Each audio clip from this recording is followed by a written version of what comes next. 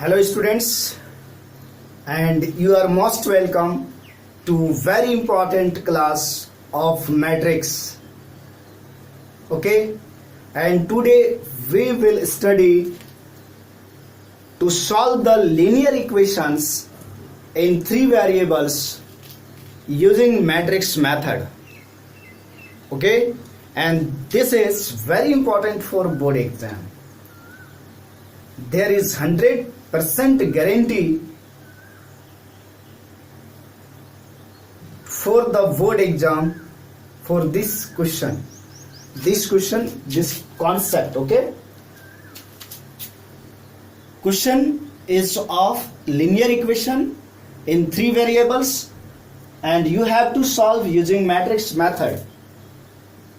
और ये question board के एग्जाम में चाहे वो सीबीएसई हो या जेट बोर्ड हो, बच्चों 100% आता है और वो 6 मार्क्स का ही आता है. तो आप सोचो कि ये कितना बढ़िया टॉपिक है जो 100% गारंटी दे देता है ना. जेट बोर्ड में तो 6 मार्क्स में 100% गारंटी है. सीबीएसई में मे बी 4 मार्क्स का आए, लेकिन 4 और 6 दोनों में से किसी में आ सकता है. और सॉल्व करना भी बहुत इजी है, कोई नया चीज नहीं है. बस आप समझो, आप लोग को बताया था बच्चों कि ये इक्वेशन, ये linear equation in three variables को अपन कैसे लिख सकते हैं. ये x इक्वल टू बी, इसको अपन ऐसे लिख सकते हैं, ये x इक्वल टू बी. बोल अब कहोगे सर व्हाट इज a, तो बच्चों यहां पर a आप समझो, a क्या होगा, एक मैट्रिक्स होगा. ये मैट्रिक्स होगा जो मैट्रिक्स फॉर्म किससे होगा, coefficient of x y z से. तो जो फर्स्ट इक्वेशन है उसके कोफिशिएंट एक्स वाई जेड को फर्स्ट रो में लिखिए, सेकेंड इक्वेशन के एक्स वाई जेड के कोफिशिएंट को सेकेंड रो में लिखिए. इस तरह से लिखेंगे, थर्ड का थर्ड रो में. यहां पर बच्चों ये हो गया. व्हाट इज x, ये x क्या है, ये x क्या है, x बच्चों x y z, जो ये वेरिएबल है ना x y z, जिसका वैल्यू निकालना है वो चीज है. व्हाट इज b, तो बच्चों b जो है, जो कांस्टेंट है आपका d1 d2 d3. तो कोई भी इक्वेशन जो लीनियर इक्वेशंस है उसको आप ऐसे लिखेंगे, ax इक्वल टू b. ठीक है, these equations can be written as ऐसे लिख सकते हैं. बच्चों आप समझ सकते हो कि ये एक तरह से मैट्रिक्स का और डिटरमिनेंट का एप्लीकेशन ही है. मैट्रिक्स और डिटरमिनेंट का एप्लीकेशन है. अब आप सोचो बच्चों कि आपको एक्स वाई जेड, हम लोगों को एक्स वाई जेड का वैल्यू निकालना है. तो एक्स वाई जेड एक मैट्रिक्स ले लिया हम लोग, एक मैट्रिक्स के फॉर्म में एक्स वाई जेड को कॉलम मैट्रिक्स के फॉर्म में लिया है. तो अगर हम यहां से इस ए को हटा दें तो केवल एक्स मिल जाएगा अपने को. तो हम क्या करते हैं, यहां प्री मल्टीप्लीकेशन करते हैं किससे, ए इनवर्स से. तो बच्चों ये इनवर्स इधर भी होगा, ए इनवर्स इंटू ये अपन जानते हैं क्या होता है, आइडेंटिटी मैट्रिक्स राइट साइड में equal to A inverse into B. X is a matrix and I is an identity matrix. X is a matrix and I is an identity matrix. So multiplication of identity matrix and a matrix is equal to A inverse into B. You know A inverse क्या होता है बच्चों, 1 by determinant of A into adjoint of A, और बच्चों यहां मैं बोल दूं into matrix B. Okay my dear students, matrix B.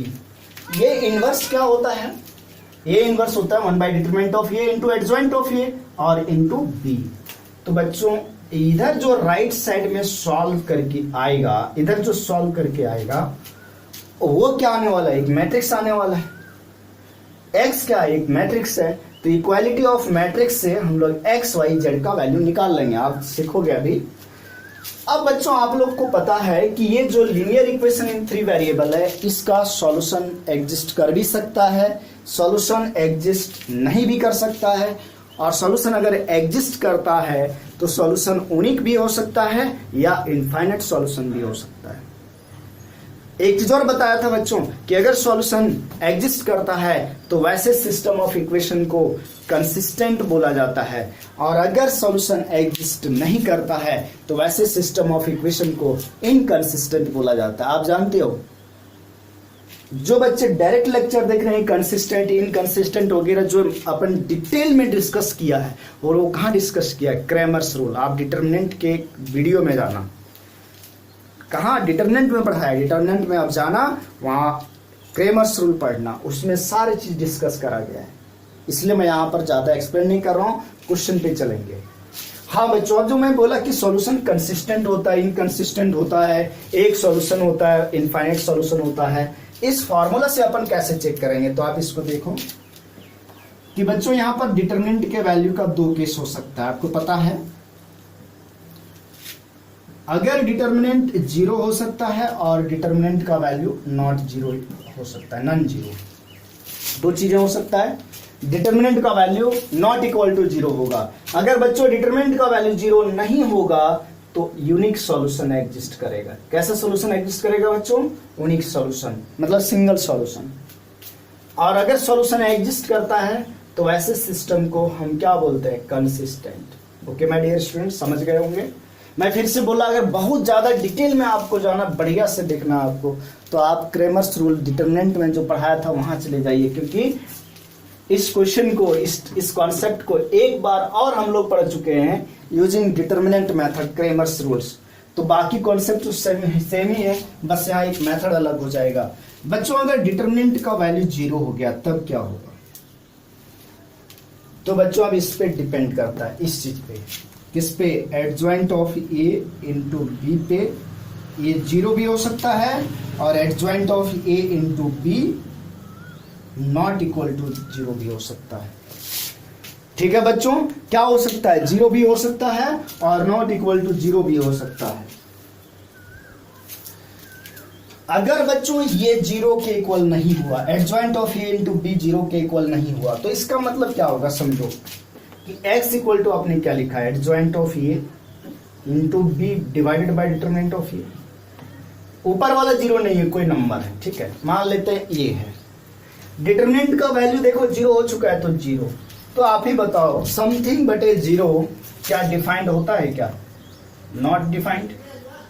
Something बटे जीरो क्या होता है बच्चों? डिफाइंड नहीं होता है। और डिफाइंड नहीं होता है, इसका मतलब यहां पर इस केस में कोई भी सॉल्यूशन एग्जिस्ट नहीं करेगा। और सॉल्यूशन एग्जिस्ट नहीं करता है, वैसे सिस्टम को क्या बोलते हैं? इनकंसिस्टेंट। क्या बोला जाता है बच्चों? इनकंसिस्टेंट। आपको समझ में आ गई होगी बात। और अगर बच्चों adjoint of A into B equal to zero है तो इनफाइनेटली मैनी सॉल्यूशन होगा। क्या होगा बच्चों?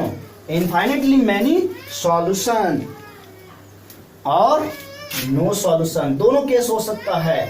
इनफाइनेटली मैनी सॉल्यूशन और नो सॉल्यूशन। नो सॉल्यूशन कब होगा? जब इनमें से कोई दो प्लेन पैरेलल हो जाएगा। और ये चीज मैं सिखाया हूं चेक करने के लिए। कहां पर सिखाया हूं बताओ? ये बच्चों मैंने सिखाया है। कहां पर सिखाया? जब क्रैमर्स रूल पढ़ाया था। तो adjoint of A into B अगर बच्चों जीरो के बराबर आ गया तो इनफाइनेटली मैनी सॉल्यूशन होगा या तो नो सॉल्यूशन होगा। और अगर इनफाइनेटली मैनी सॉल्यूशन हुआ तो सिस्टम को कंसिस्टेंट बोलेंगे, और अगर नो सॉल्यूशन हुआ तो सिस्टम को इनकंसिस्टेंट बोलते हैं। ठीक है, कोई दिक्कत? अब अगर बच्चों सॉल्यूशन अगर इनफाइनाइट सॉल्यूशन हुआ, ऊपर मैं रफ कर रहा हूं, आप लोग ऐसे ही कॉपी करते जाना जैसे मैं पढ़ाया। अभी क्वेश्चन कॉपी नहीं करना है आपको, ठीक है। अगर बच्चों इनफाइनाइट सॉल्यूशन हुआ तो सॉल्यूशन कैसे निकालेंगे, है ना? If solution is infinite, if solutions are infinite then consider z equal to lambda। z को lambda कंसिडर कर लो, where lambda belongs to any real number। और जेड की जगह अगर लेमडा कंसीडर कर लोगे, जैसे जेड की जगह लेमडा कंसीडर कर लें, तो ये जो इक्वेशन है ये सभी एक्स वाई, लेमडा मतलब कोई रियल नंबर है, तो जो एक्स और वाई का जो वैल्यू निकलेगा वो लेमडा के फॉर्म में ही निकलेगा। Then find value of x and y in form of lambda. किसके फॉर्म में निकलेगा? लेमडा के फॉर्म में। और आपको पता है लेमडा रियल नंबर है, कोई भी रियल नंबर है, तो जैसे लेमडा 2 लिया तो उस टाइम एक्स का वैल्यू, जैसे मान लो आपका एक्स का वैल्यू लेमडा के फॉर्म में आया 2 लेमडा प्लस 1 और वाई का वैल्यू आया मान लो 3 लेमडा। अगर लेमडा आप 1 लेते हो तो एक्स वाई उसके अकॉर्डिंग निकलता है, जैसे 1 लेते हो तो एक्स निकलता है 3 और वाई भी 3 निकलता है, तो एक सॉल्यूशन हो गया। अगर लेमडा का वैल्यू आप -1 लेते हो तो वाई का वैल्यू -3 और एक्स का वैल्यू -1। तो आप क्या देख रहे हो कि अगर अपन लेमडा का वैल्यू चेंज करते जा रहे हैं तो एक्स वाई का वैल्यू चेंज करते जा रहा है, मतलब कितना हो गया? इनफाइनाइट सॉल्यूशन हो गया। तो बच्चों अगर इनफाइनाइट सॉल्यूशन हो जाता है कब होगा? जब डिटरमिनेंट का वैल्यू 0 हो जाएगा और adjoint of A into B भी 0 हो जाएगा। आई बात समझ में? तो इस चीज को आपको बच्चों ध्यान रखना है। कभी कभी क्वेश्चन में दिया जाता है कि सॉल्यूशन किस टाइप का है, लेकिन जेक बोर्ड के स्टूडेंट के लिए, अरे जेक बोर्ड में केवल सॉल्व करने देता है कि सॉल्व यूजिंग मैट्रिक्स मेथड। ये सब यूनिक सॉल्यूशन, कंसिस्टेंट, इनकंसिस्टेंट, जेक बोर्ड वाला तो डिस्कस ही नहीं करता है। ये सीबीएसई बोर्ड वाला पूछ सकता है आपसे, और सीबीएसई बोर्ड में पूछा भी गया है 1-2 बार। ओके माय डियर स्टूडेंट्स, तो आप इस लेक्चर को ध्यान से देखोगे और बार बार देखो और रिवीजन करो। तो let's see how to solve this question. इसको कैसे सॉल्व करें यूजिंग मैट्रिक्स मेथड। चलिए आप लोग कॉपी कर लेना बच्चों।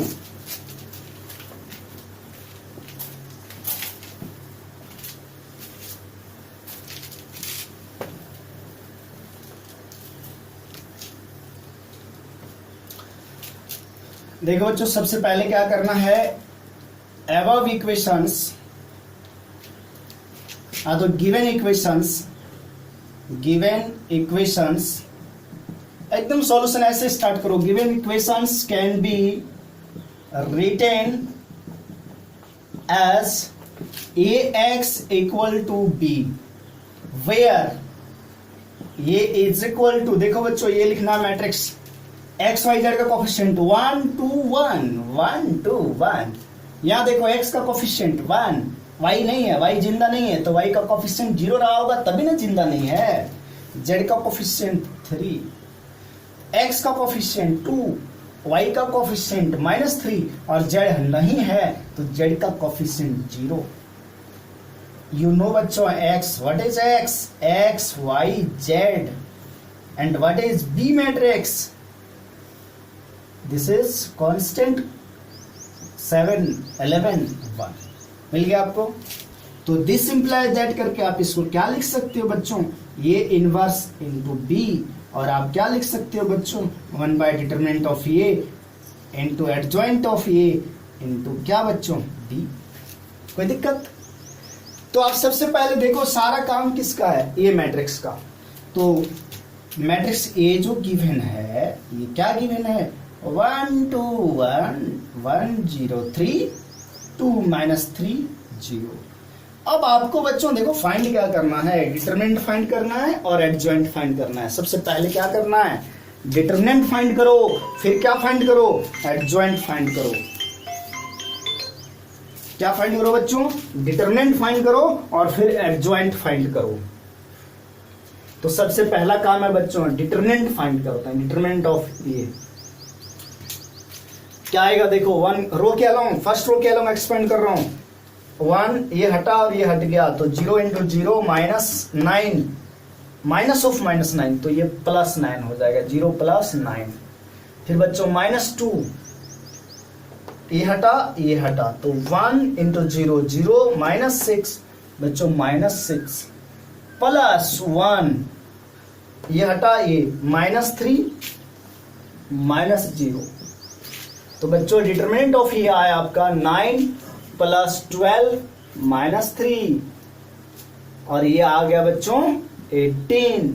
डिटरमिनेंट ऑफ ये कितना आ गया बच्चों 18 के बराबर आया। किसके बराबर आया 18 के इक्वल आ गया बच्चों। ओके क्या ये 0 के इक्वल है? नहीं है। तो इसका मतलब सॉल्यूशन एग्जिस्ट करेगा। और कैसा सॉल्यूशन होगा बच्चों? यूनिक सॉल्यूशन होगा। कैसा सॉल्यूशन होगा? Unique solution. X y z का वैल्यू निकलेगा इस तरह से। अब अपने को क्या करना है? देखो एडजॉइंट ऑफ ये निकालना है। तो एडजॉइंट निकालने से पहले आपको कोफैक्टर्स चाहिए। तो कोफैक्टर्स फाइंड करेंगे बच्चों। Cofactors of elements of matrix. कौन सा मैट्रिक्स? ए का आर। क्या क्या कोफैक्टर्स है इसको लिखिए। कैसे लिखेंगे? C11। फिर से बच्चों बहुत इंपॉर्टेंट बात है, क्वेश्चन देखो 6 मार्क्स में वैसे नहीं देगा, लेंगी तो जाएगा ही क्वेश्चन। तो आपको कोफैक्टर्स निकालना है, फिर एडजॉइंट लिखना है। तो कोफैक्टर्स आप जानते हो फाइंड आउट करने। जैसे मैट्रिक्स ये है, यहाँ पर ये है, तो आपको बताया था अगर यहाँ ऐड करके इवन आता है तो प्लस में लिखेंगे, मतलब यहाँ प्लस लिखेंगे, फिर यहाँ जो आना है वो आएगा। यहाँ जो आता है वो क्या लिखा जाता है? जैसे ये किसका कोफैक्टर है? C11। ये फर्स्ट एलिमेंट का इसका है, तो ये और ये हट जाता है। फिर हम लोग क्या करते हैं? इसको मल्टीप्लाई 0 माइनस ऑफ -9 प्लस 9। और ये बच्चों किसके इक्वल आया? 9 के इक्वल। फिर क्या? C12 1 + 2 बच्चों ऑड है तो यहाँ माइनस आएगा। और C12 कौन सा एलिमेंट है? ये तो ये 2 जो है फर्स्ट रो सेकंड कॉलम में है। फर्स्ट रो सेकंड कॉलम, तो first row second column delete कर दे बच्चों। तो एलिमेंट जो बच रहा है 1 3 2 0, तो 0 × 1 0 × 1 0 -6 कितना आया बच्चों? 0 - 6 बराबर +6। फिर बच्चों क्या? C13 निकालेंगे। क्या निकालेंगे? C13। तो C13 बच्चों 1 + 3 4, मतलब इवन आ रहा है तो यहाँ प्लस होगा। और ये किसका कोफैक्टर निकलेगा? 1 का। ये हटेगा बच्चों तो -3 - 0 कितना के इक्वल आ गया बच्चों? -3 के इक्वल। फिर C21 सेकेंड रो के एलिमेंट का निकालते हैं कोफैक्टर। सेकेंड रो के एलिमेंट्स का कोफैक्टर निकालें तो सबसे पहले बच्चों 1 का कोफैक्टर को C21 से रिप्रेजेंट करेंगे, क्योंकि इसका पोजीशन कहाँ है? Second row first column. तो C21 हो गया। तो बच्चों ये हटेगा सेकेंड रो और फर्स्ट कॉलम, तो 2 × 0 0 -3, तो -3 + 3 हो जाएगा। अच्छा बच्चों ये देखो 2 + 1 ऑड नंबर, तो 0 + 3 कितना आ गया बच्चों? -3। अभी बताया इसका निकाल रहे हैं, हटेगा 0 2 × 0 0 +3, तो +3। और यहाँ माइनस क्यों आया? 2 + 1 पोजीशन की वजह से। अब नेक्स्ट बच्चों C22, ये 2 + 2 4 इवन नंबर, प्लस भरे। ये किसका कोफैक्टर है? इस एलिमेंट का। तो ये एलिमेंट 0 है, ये कहाँ होगा बच्चों? ये 0 है। देखो ये सेकेंड रो और ये सेकेंड कॉलम डिलीट हो जाएगा। तो 1 × 0 0 -2 2 किसके इक्वल आ गया बच्चों? -2 के equal. C23 2 + 3 5 N odd number, तो यहाँ क्या होगा? माइनस। तो ये किसका कोफैक्टर बच्चों? इस 3 का। तो ये सेकेंड रो हटेगा, थर्ड कॉलम, तो -3 × 1 -3 -4 -3 -4 किसके इक्वल आ गया बच्चों? 7 के इक्वल। C31। अब थर्ड रो के कोफैक्टर्स निकालते हैं। C31 ये बच्चों 3 + 1 4, तो इवन, तो प्लस में आएगा, प्लस रहेगा बाहर। तो ये 2 का निकाल रहे हैं, हटेगा बच्चों। तो 6 - 0 किसके इक्वल आया बच्चों? 6 के इक्वल आया। किसके इक्वल आया बच्चों? 6 के इक्वल। ठीक है। अब देखो बच्चों नेक्स्ट एलिमेंट क्या है? -3, तो C32 इसका कोफैक्टर बच्चों देखो 3 + 2 5, ये माइनस में होगा। अब देखो ये -3, ये हटेगा, तो बच्चों ये हटा और ये, तो 3 × 1 3 -1 × 1 3 -1, और ये किसके इक्वल आ गया बच्चों? -2 के इक्वल। फिर लास्ट एलिमेंट C33, इस 0 का ये हटा, तो 0 -2 तो किसके इक्वल आ गया बच्चों? -2 के इक्वल। ये रहा कोफैक्टर्स। सबसे ज्यादा टाइम आपको ना कोफैक्टर्स निकालने में है। इसी में आप इस कैलकुलेशन को जितना फास्ट कर सकते हो, लेकिन कहीं मिस्टेक मत करना बालक, माइनस प्लस वगैरह करने में। इसलिए मैं आपको शॉर्ट ट्रिक बताया था कोफैक्टर्स के लिए। कहाँ पढ़ाया? जहाँ कोफैक्टर सिखाया आपको, या कोफैक्टर से रिलेटेड क्वेश्चन एक्सरसाइज कराया डिटरमिनेंट का, कोफैक्टर्स आप एक बार क्रॉस चेक जरूर कर लेना। और सबसे बढ़िया क्रॉस चेक करने का तरीका क्या है, वही शॉर्टकट। जैसे मैं क्रॉस चेक करके बताता हूं अभी कहीं पर, जैसे यहां बता रहा हूं क्रॉस चेक करके कैसे बताया था। कोफैक्टर्स निकालना है तो देखो एक काम करते हैं ना, एडजॉइंट लिख लेता हूं, डायरेक्ट एडजॉइंट चेक कर लेना। एडजॉइंट क्या होगा बच्चों, इसको इधर साफ कर दूं, इधर मैं साफ कर दे रहा हूं, आप लोग कॉपी करते जाना, ठीक है। अब देखो बच्चों हमारा सारा कोफैक्टर्स निकल गया। तो एडजॉइंट ऑफ ये क्या होता है बच्चों, एडजॉइंट ऑफ ये पता है आपको, C11, C12, C13। जो फर्स्ट रो में, फर्स्ट रो के कोफैक्टर्स है वो फर्स्ट कॉलम बनेगा, सेकेंड रो के कोफैक्टर सेकेंड कॉलम में आएगा। एडजॉइंट में तो यही होता है, आपको पढ़ाया गया है। देखो आप लिखेंगे तो बच्चों एडजॉइंट ऑफ ए क्या आएगा, देखो C11, C12, C13, C11, C12, C13, 9, 6 -3, 9, 6 -3, C21, C22, C23, C21, C22, C23, -3, -2, 7, -3, -2, 7। फिर बच्चों C31, C32, C33, C31, C32, C33, C31, 6 minus, फिर C32, -2, C33, -2, तो 6 -2, -2। देखो गलतियां आपसे यही हो सकता है एडजॉइंट फाइंड आउट करने में। क्या फाइंड आउट करने में आपसे गलती हो सकता है, एडजॉइंट, ठीक है बच्चों, एडजॉइंट ऑफ ये फाइंड आउट करने में गलती हो सकता है। और एडजॉइंट हमारा क्या आया, 9 -3 6, 6 -2 -2, -3 7 -2।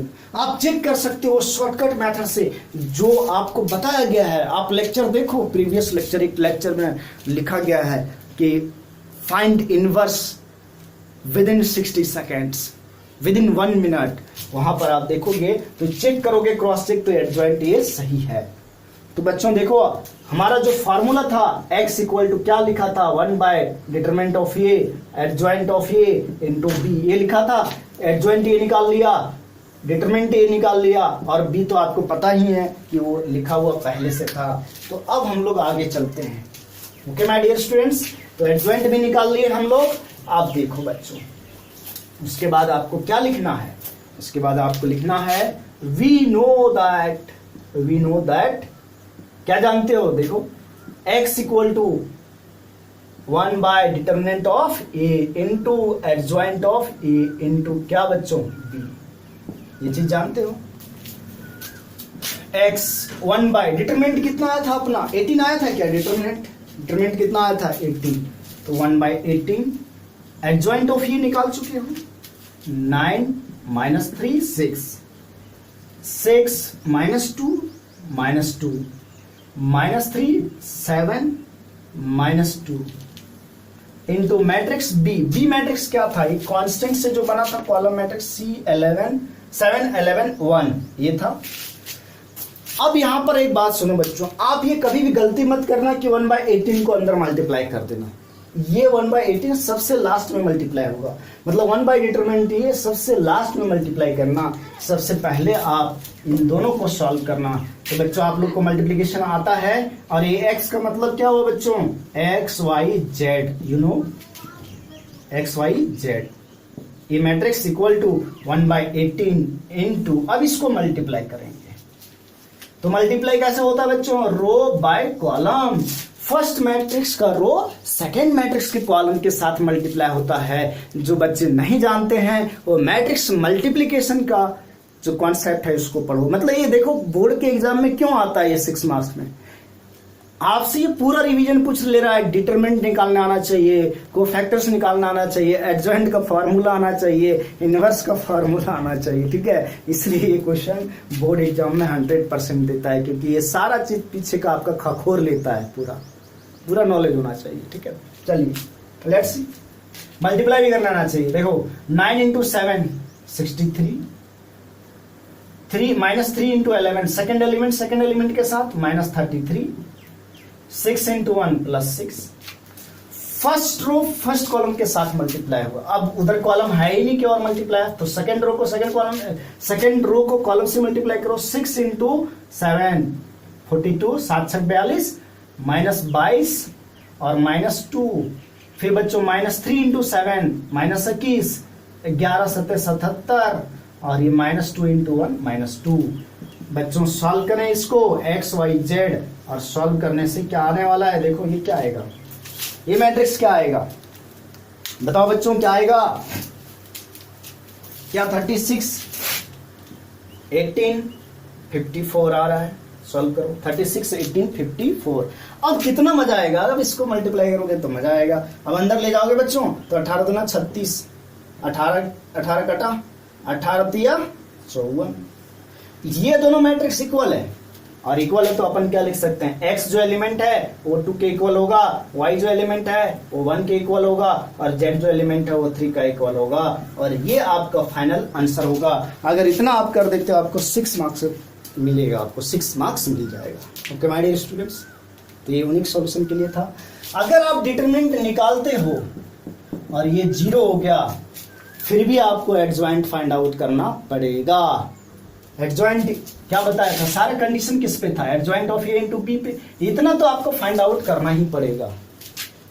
तो बच्चों this lecture is very important for you, all of you which are going to participate in board exam, either state board or CBSE board. Okay, अपन इस मेथड से लीनियर इक्वेशन को सॉल्व नहीं करेंगे, आईआईटी मेंस और advance के question को, उसके लिए क्रैमर्स लॉ आपको बताया गया है। Okay my dear students, thank you. और यहाँ पर आपका चैप्टर खत्म हो जाता है। अगर अब मैं क्वेश्चन लेकर के आता हूँ मैट्रिक्स और डिटरमिनेंट का, तो वो मैं आईआईटी वगैरह का लेकर के आऊँगा, और उसमें फॉर्मूला लिखेंगे, कॉन्सेप्ट तो आपको पूरा बता दिया हूँ। नेक्स्ट क्वेश्चन वगैरह अगर मैं लेकर के आता हूँ इन फ्यूचर में according to our demand, okay, तो क्या बताएंगे आईआईटी मेंस और एडवांस का। थैंक यू बच्चों।